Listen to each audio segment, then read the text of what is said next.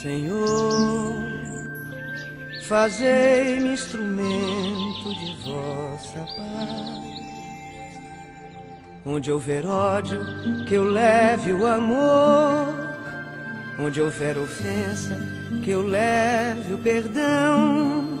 Onde houver discórdia, que eu leve a união. Onde houver dúvida, que eu leve a fé.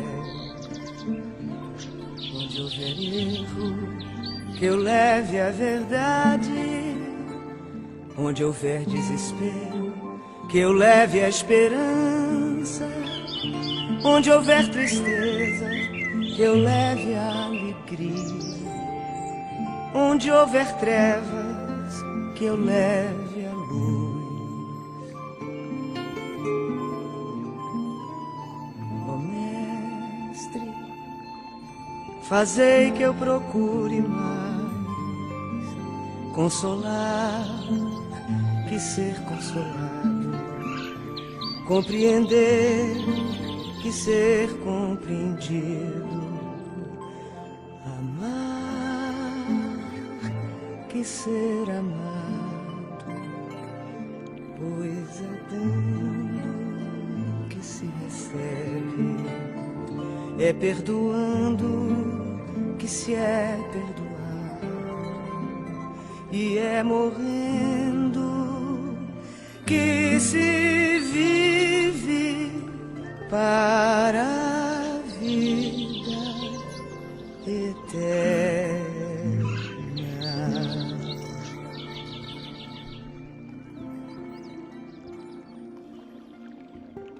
Queridos irmãos do Centro Espírita Mensageiros da Paz, é com muita satisfação que nós estamos aqui com os queridos companheiros da instituição para podermos trocar algumas ideias a respeito da nossa doutrina espírita, que nos é tão cara ao coração, nestes instantes em que passamos por momentos de grandes reflexões.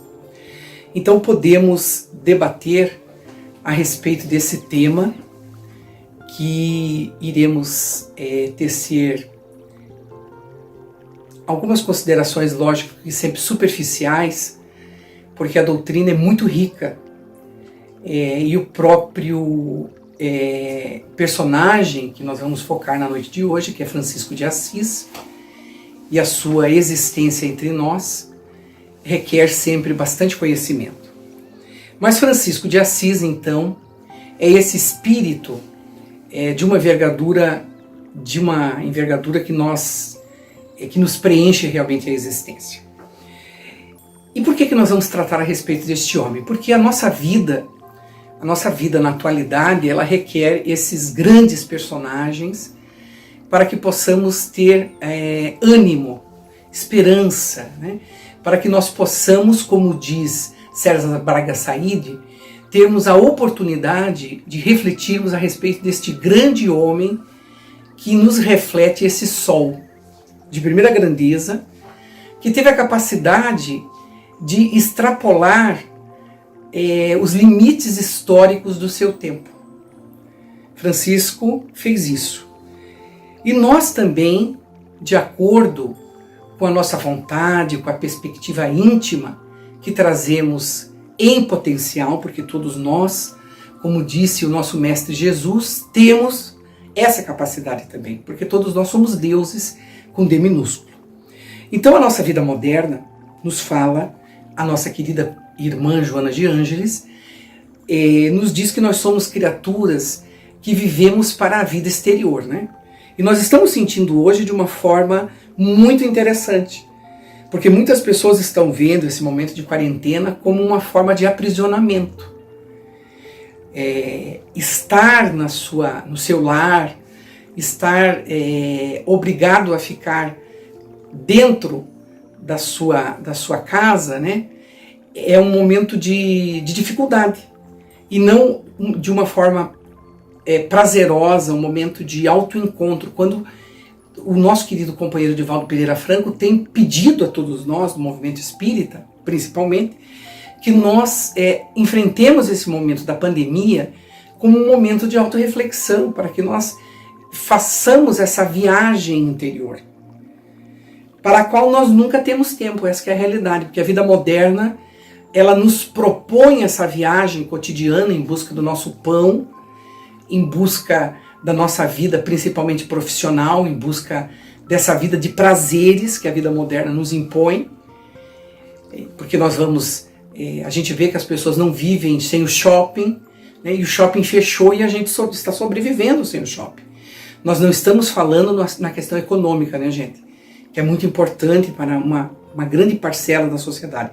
Nós estamos aqui analisando a questão sociológica, a questão antropológica de nós vivermos sem essa necessidade, né, de cotidianamente muitas pessoas vivem indo lá buscando uma coisa sem muito sentido muitas vezes. Porque nós vamos lá, às vezes, todos os dias buscar coisa nenhuma, que são as coisas o quê? Materiais. Então nós estamos fazendo essa reflexão que o Livro dos Espíritos nos leva a fazer entre o necessário e o supérfluo. Então esse necessário e supérfluo, Joana nos fala então que as nossas construções, no decorrer da nossa existência, elas se tornam quase que obrigatoriamente materiais.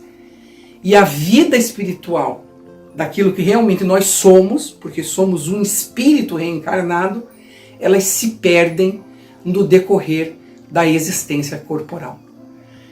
Então, esse homem chamado Francisco, né, ele fez essa viagem interior.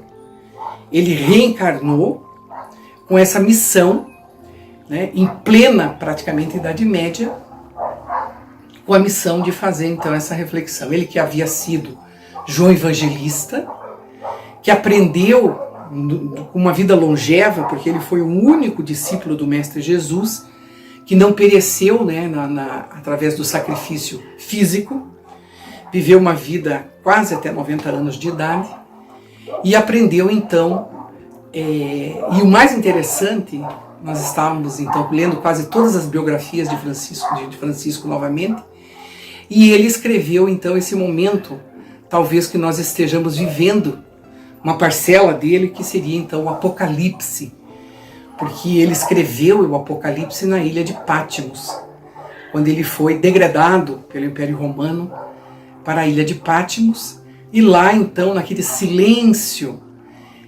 ele vivendo então uma vida espiritual, e os seus carcereiros, né, que eram soldados do Império Romano, não compreendiam aquele homem que conseguia viver nos dois planos, no plano material e no plano espiritual, e conversava com o vento, conversava com os pássaros, conversava com as pedras, conversava com os peixes, aprendeu a dialogar com a natureza principalmente, porque ele tinha esse amor inescindível a tudo que existia como seres da criação. Esse amor, né? Então, por isso que João escreveu que Deus é amor.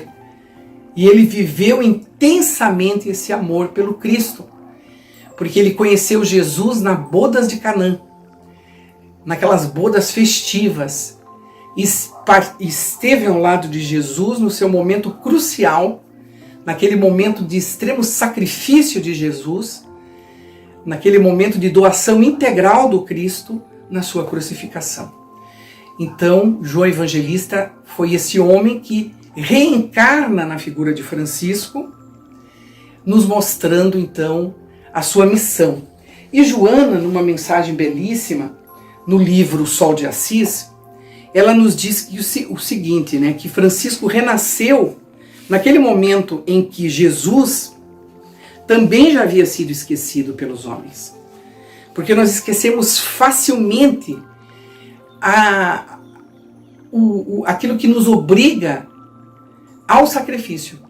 Porque seguir Jesus exige sacrifício. Né? Porque a vivência religiosa efetiva não é se travestir ou o apanágio de nos dizermos cristãos através de uma denominação religiosa. Porque isso não nos torna religiosos. efetivamente, mas vivermos a religião em espírito. E é isso que Francisco fez efetivamente quando ele retorna, trazendo então esse mandato divino de imitar com perfeição a figura do nosso inesquecível Mestre Jesus. Então o Espírito de Jesus Cristo havia desaparecido do convívio real entre as criaturas daquele tempo, e nós transferimos para a atualidade. Crucificado nos dogmas, também nós colocamos isso na atualidade, embora vigesse nas almas simples e ingênuas. Talvez, né? Em alguns sofredores que se apegavam à esperança da paz e à conquista do reino dos céus. Então esse reino dos céus, que nós espíritas compreendemos com bastante hoje perfeição, que esse reino não existe em lugar algum. Esse reino que confundiu Pilatos no momento em que Jesus conversa com perfeição, com aquele homem material, que o reino, né, que todo mundo procura, o reino do poder, o reino da ganância, o reino da materialidade, não existe. Esse reino dos céus existe dentro de cada um de nós, que é a nossa paz de consciência. Quem está em paz com a sua própria consciência está gradativamente construindo dentro de si o reino dos céus.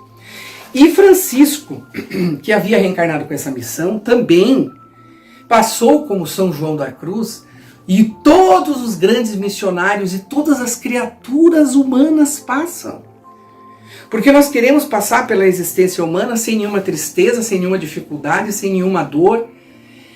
E somos espíritos endividados e somos espíritos que, fazendo normalmente a opção por uma vida de prazeres desregrados, não queremos conviver com o sofrimento. E muitas pessoas estão perguntando por que a Covid-19 está sobre a Terra.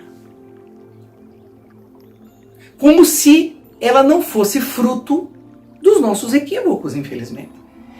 Né? Ela é fruto das nossas dificuldades ainda, do mundo de provas e expiações. Então, mesmo Francisco, veja, tendo renascido, com a missão que ele havia recebido, o mandato divino, ele teve dificuldades. Por quê? Acostumado ao prazer e à exuberância de uma vida, porque Francisco veio em uma família abastada, nos trajes caros, nas festas juvenis e ricas de encantamento, e depois de participar dos incidentes bélicos entre as suas cidades, as cidades vizinhas ali, entre Assis e Perugia, embora foi tomado pela melancolia e pelo sofrimento do vazio existencial, porque o vazio existencial nós não compreendemos, que muitas vezes toma conta da nossa alma, para que nós tomemos o rumo certo daquilo que nos cabe realmente executar nas nossas existências.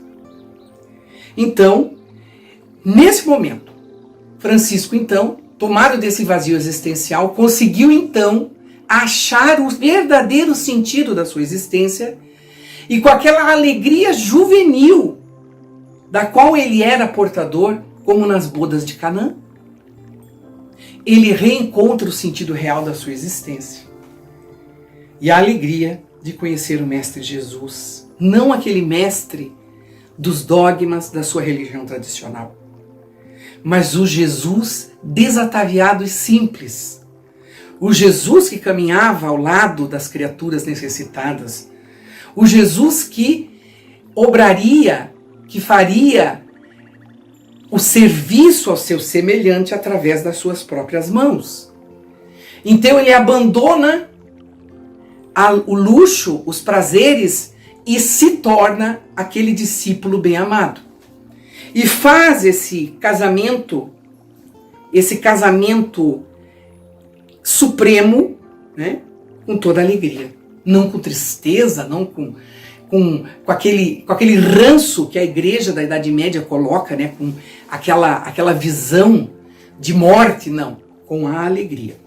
Então diz aqui Joana de Ângeles, em passagens belíssimas do seu texto de abertura do livro Francisco Sol de Assis, de César Braga Said, que ele renunciou a tudo e a todos, menos ao ideal de amar. Então quem ama nunca é infeliz ou triste. Ele amava a vida, ele amava o próximo, ele amava a natureza, ele amava a tudo que estava ao seu redor. E o seu amor inundou a terra de alegria e de bênçãos. Ele era o cantor, ele era o trovatore de Dio. Então, ele era feliz, fazendo que o planeta nunca mais fosse o mesmo após a sua entrega. A sua é a história ímpar de total doação a Jesus. A sua é uma existência de renúncia sem igual, de sofrimento sem masoquismo, né? Sem masoquismo, por eleição pessoal, portador de força indomável da vitória do espírito sobre a matéria. Então é aquela pessoa que vence a matéria, o espírito se sobrepondo a ela. Francisco transformou-se no Sol de Assis, que passou a iluminar a terra toda. Depois de Jesus, ninguém se iguale, e mesmo antes dele. Então, nós vemos a grandeza desse homem inigualável chamado, né, Francisco de Assis. Que muitas vezes nós reverenciamos, né, nós vemos, eu já vi, e isso não é crítica. Porque todas as vezes que nós observamos é motivo do aprendizado. É motivo para que nós reflexionemos a respeito do nosso próprio comportamento. Nós já vimos Francisco nas salas das maiores autoridades, muitas vezes públicas do nosso país, na qual aquela pessoa está tão distante da vivência da figura de Francisco. Porque não adianta nada a gente ter a imagem de Francisco, eu tenho várias. Porque a gente admira tanto e fala tanto de Francisco que as pessoas nos dão de presente, etc. E a gente fica muito agradecido com aquela lembrança, com aquela imagem, com aquele carinho que as pessoas nos depositam de afeto. Mas, mais importante que nós gostarmos da figura, mais importante do que isso, é a gente tentar colocar aquela figura muito próxima do nosso coração e procurarmos segui-la, viver a mensagem que aquela pessoa deixou. Essa é a grande... Porque veja, se Francisco não tivesse feito do Evangelho de Jesus, porque na realidade Francisco não criou nenhuma ordem, ele sequer se tornou religioso. As pessoas não sabem disso. Francisco, dentro da hierarquia da Igreja Católica, ele é um diácono. Ele não era um padre. Ele não se ordenou religioso. E ele teve que fazer a aprovação da sua ordem de viver os três princípios. Os três princípios que ele retirou do Evangelho do Cristo, que era a pobreza, que significava o quê? A renúncia, aquelas situações que a vida vai nos impondo, a renúncia ao seu próprio bem-estar, a renúncia ao personalismo, que muitas vezes se coloca como um obstáculo a que nós sejamos verdadeiramente irmãos uns dos outros, né? A renúncia à nossa própria vontade, a renúncia a que nós nos coloquemos como centro do mundo, né? Porque o egoísmo faz com que nós ajamos dessa forma. A castidade, que é o quê? Não só a castidade do corpo, mas a fidelidade aos ideais que o Evangelho nos coloca como viga mestra das nossas ações do cotidiano. Então, a castidade, a fidelidade aos ideais que ele abraçava, a fidelidade, a confiança que ele via no seu comportamento e no comportamento das pessoas que estavam ao seu lado, a obediência ao Evangelho. Então, todas as regras do seu comportamento diário, Francisco tirava do Evangelho de Jesus. Então, nenhuma. Ele não criou nada, Francisco. Tudo o que ele fazia diariamente estava baseado nas palavras do Cristo. Então, principalmente, eu sou o caminho, a verdade e a vida, era a caminhada cotidiana de Francisco de Assis. E quando ele fazia, por exemplo, as suas meditações cotidianas, que Francisco utilizava a meditação, para se autoencontrar, para fazer o quê? Essa conexão com o plano sublime. E todos nós fomos obrigados a fazer isso. A gente vê, por exemplo, quando você estuda o livro dos médiuns, quando você estuda os cursos que estudam o livro dos médiuns, nos propõe que a gente use a meditação como ferramenta para esse autodescobrimento, para o conhece-te a ti mesmo. Que a doutrina espírita nos coloca como ferramenta básica para que a gente vá se desvelando, para que a gente não caia nos mesmos equívocos do homem velho, né, do passado, que teima em continuar agindo no presente e cometendo os mesmos equívocos do ontem, para que a gente o quê? Continue da mesma forma. Então a grande batalha que Francisco travou na existência não foi realmente modificar as outras pessoas, mas modificar o quê? A si mesmo, e dando principalmente o seu exemplo cotidiano de amor aos semelhantes. Começando esse amor com as pessoas que estavam à sua volta. É muito bonito a gente ver o amor de Francisco, aquelas pessoas que foram contagiadas por sua mensagem, que foram os seus companheiros de caminhada, os seus discípulos. Porque a gente vai angariando os companheiros que são contagiados pelo nosso ideal. É normal. E Francisco, olha, que teve realmente pessoas como nós vamos vendo da falange de Francisco, né? A falange de Francisco é uma coisa impressionante na espiritualidade. Começando por essa mulher que nós vemos hoje, denominada Joana de Ângeles, e que foi, na época de Francisco, Clara de Assis. E que foi, na época de João Evangelista, Joana de Cusa, que conheceu aquele jovem e que travaram ali aquele amor espiritual que continua até os tempos da atualidade,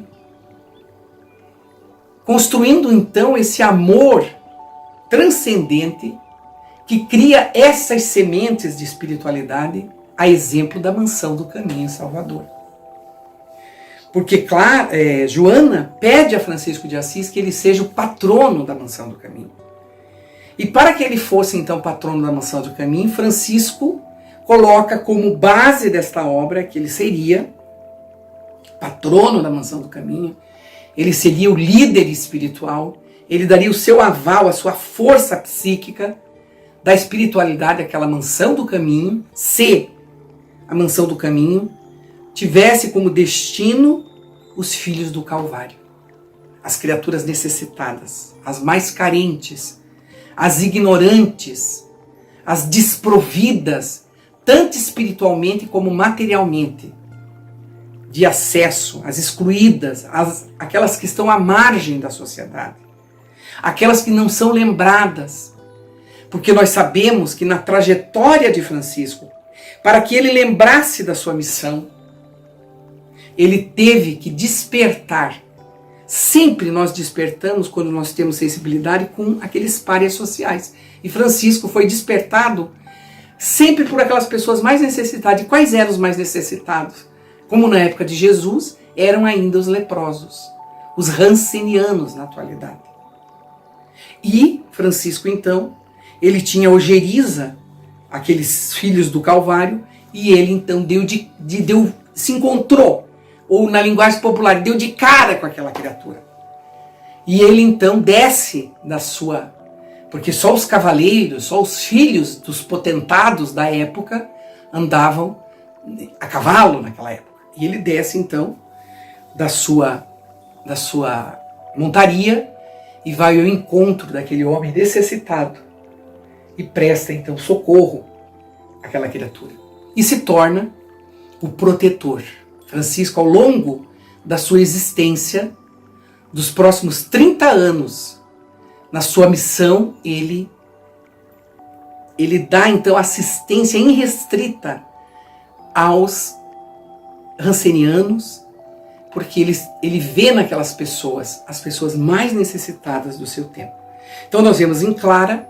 Clara era uma jovem de rica família de Assis, e ela encontra no seu coração, claro, um espírito também missionário, e encontra ressonância integral da mensagem de Francisco no seu coração feminino. Não consegue, porque a mulher tem dificuldades terríveis ao longo da história de viver como Francisco viveria a mensagem do Cristo. Mas ela fica então, ainda que confinada no convento, ela vai e vive a mensagem de Jesus. Está lá o convento belíssimo em Assis. Ela se torna Clara.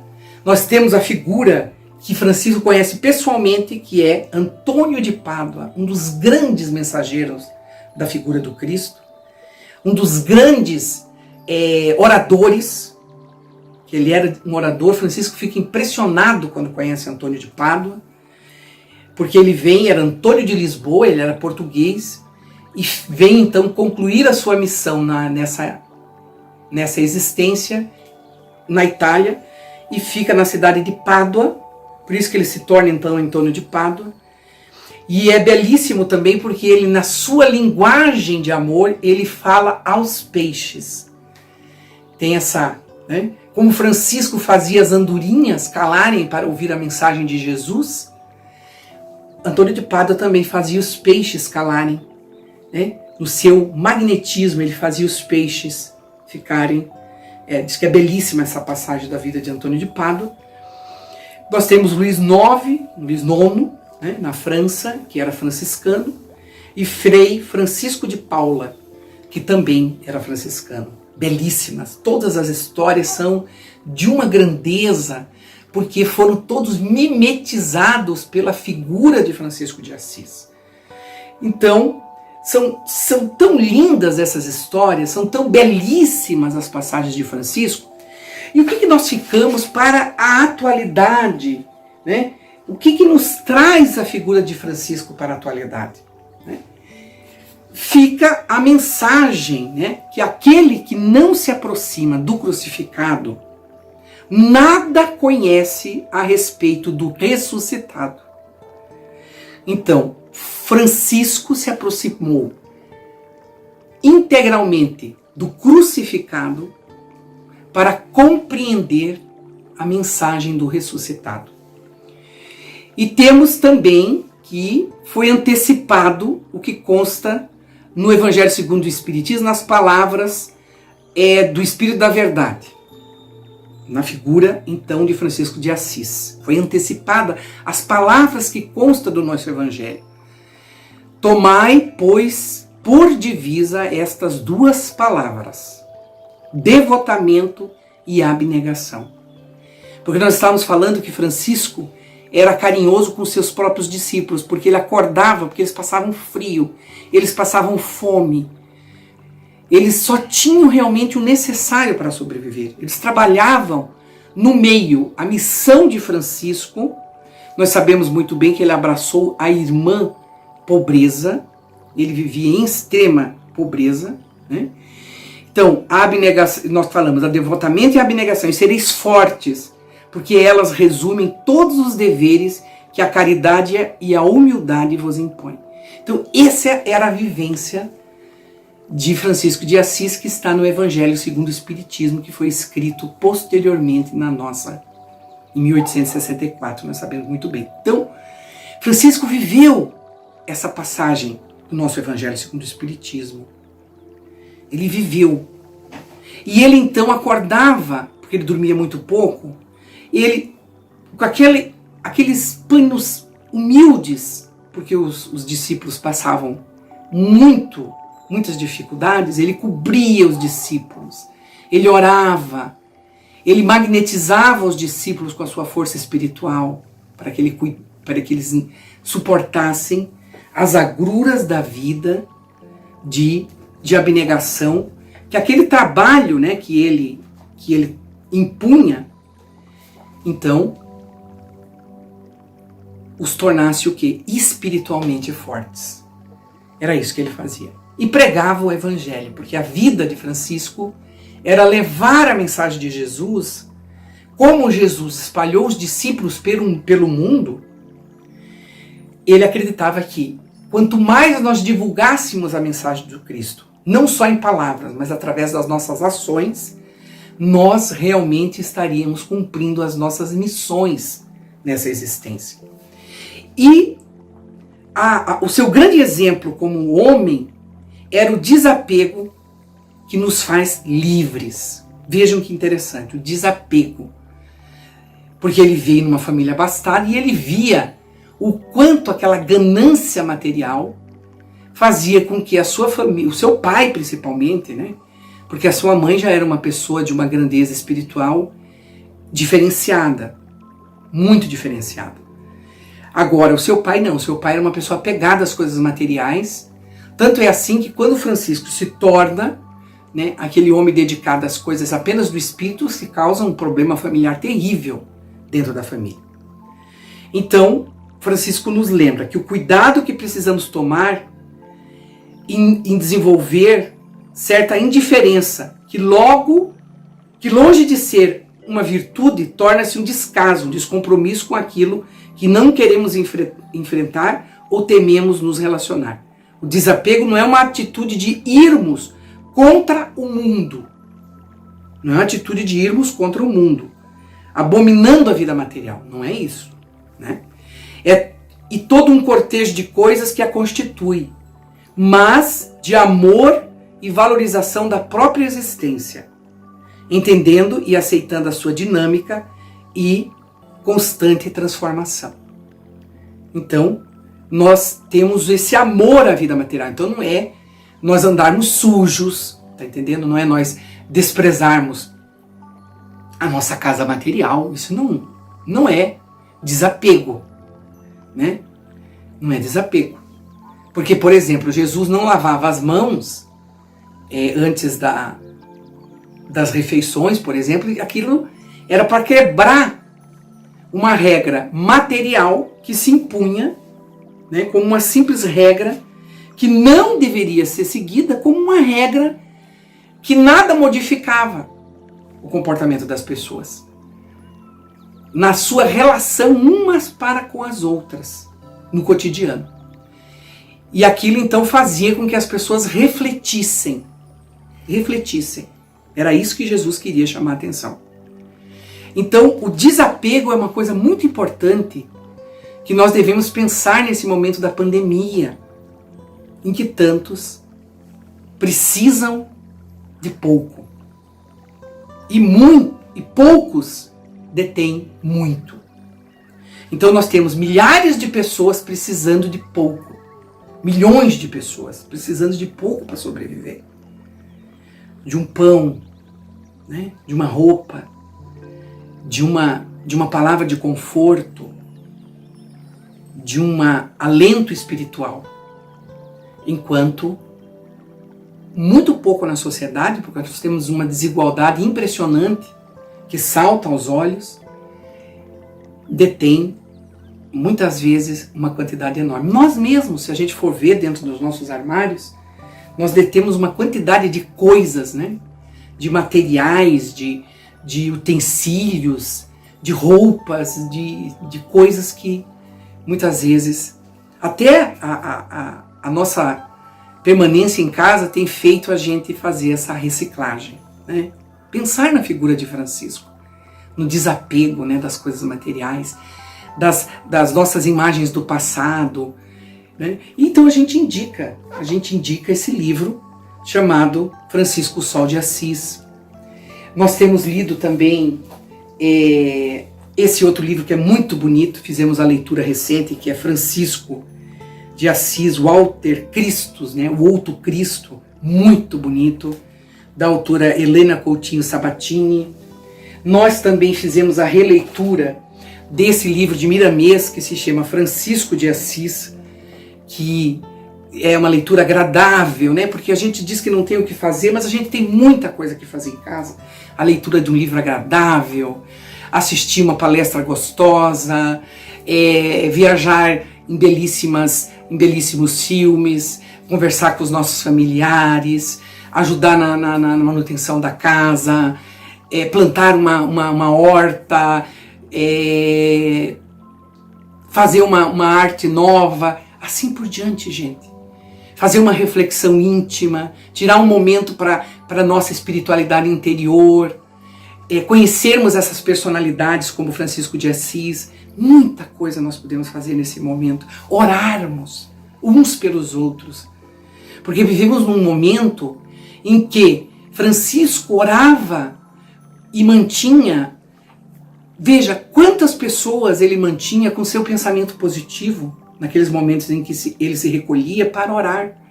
Então nós podemos também orarmos uns pelos outros, por aqueles que estão necessitando, ampararmos o trabalho da espiritualidade, que nesse momento é muito grande, nas falanges de Francisco, de Bezerra, de Joana, de tantos espíritos que estão nesse trabalho do bem. Então vamos mantermos, ainda que nas nossas casas, que as nossas casas sejam casas de luz, de paz, de esperança, de Francisco e de Clara. Que pensemos nesse homem que fez, em plena Idade Média, o primeiro presépio, nos ensinando o verdadeiro amor. O amor na vivência, o amor da esperança, o amor do otimismo. Que ele, então, e Clara, que ele e principalmente nosso Mestre Jesus, na gratidão que nós devemos manter dentro das nossas almas, fiquem conosco. Mantenham-se conosco no decorrer de todos os dias que virão nas nossas existências. Muita paz. Poema da gratidão.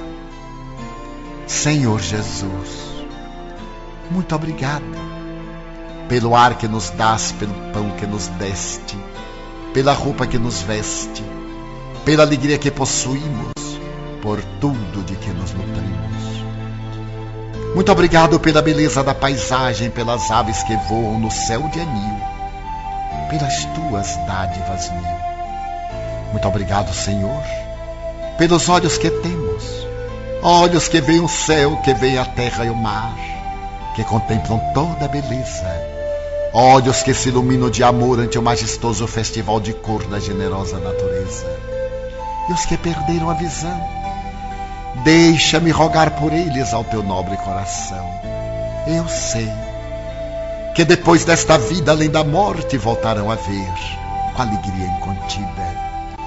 Muito obrigado pelos ouvidos meus, pelos ouvidos que me foram dados por Deus. Obrigado, Senhor, porque posso escutar o teu nome sublime e assim posso amar. Obrigado pelos ouvidos que registram a sinfonia da vida, no trabalho, na dor, na lida, o gemido e o canto do vento nos galhos do olmeiro, as lágrimas doridas do mundo inteiro e a voz longínqua do cancioneiro. E os que perderam a faculdade de escutar, deixa-me por eles rogar. Eu sei que no teu reino voltarão a sonhar. Obrigada pela minha voz, mas também pela voz que ama, pela voz que canta, pela voz que ajuda, pela voz que socorre, pela voz que ensina, pela voz que ilumina e pela voz que fala de amor. Obrigada, Senhor. Recordo-me sofrendo daqueles que perderam o dom de falar e o teu nome sequer podem pronunciar. Os que vivem atormentados na afasia e não podem cantar nem à noite nem ao dia. Eu suplico por eles, sabendo que mais tarde no teu reino voltarão a falar. Obrigado, Senhor, por estas mãos que são minhas, alavancas de amor do progresso da redenção. Agradeço pelas mãos que acenam a deusas, pelas mãos que fazem ternura e que socorrem na amargura, pelas mãos que acarinham, pelas mãos que elaboram as leis, e pelas que as feridas cicatrizam, retificando as carnes partidas, a fim de diminuírem as dores de muitas vidas, pelas mãos que trabalham o solo, que amparam o sofrimento e estancam lágrimas, pelas mãos que ajudam os que sofrem, os que padecem, pelas mãos que brilham nestes traços como estrelas sublimes fulgindo nos meus braços, e pelos pés que me levam a marchar, ereto, firme, a caminhar, pés da renúncia que seguem humildes e nobres sem reclamar, e os que estão amputados, os aleijados, os feridos e os deformados, os que estão retidos na expiação por crimes praticados noutra encarnação. Eu rogo por eles e posso afirmar que no teu reino, após a lida desta dolorosa vida, poderão bailar e em transportes sublimes com os seus braços também afagar. Sei que lá tudo é possível quando tu queres ofertar, mesmo que na terra pareça incrível. Obrigado, Senhor, pelo meu lar, o recanto de paz, a escola de amor, a mansão de glória, o pequeno quartinho, o palácio, o tapera, o tugúrio, a casa de miséria. Obrigado, Senhor, pelo amor que tenho, pelo lar que é meu. Mas se eu sequer nem o lar tiver, o teto amigo para me abrigar, nem outra coisa para me confortar, se eu não possuir nada, senão as estrelas e as estradas, como sendo leito de repouso e o suave lençol, e ao meu lado ninguém existir, vivendo e chorando sozinho ao léu, sem um alguém para me consolar, direi, cantarei ainda, obrigado, Senhor, porque te amo e sei que me amas, porque me deste a vida jovial, alegre, por teu amor favorecida. Obrigada, Senhor, porque nasci. Obrigado, Senhor, porque creio em ti e porque me socorres com amor hoje e sempre. Obrigado, Senhor. Amélia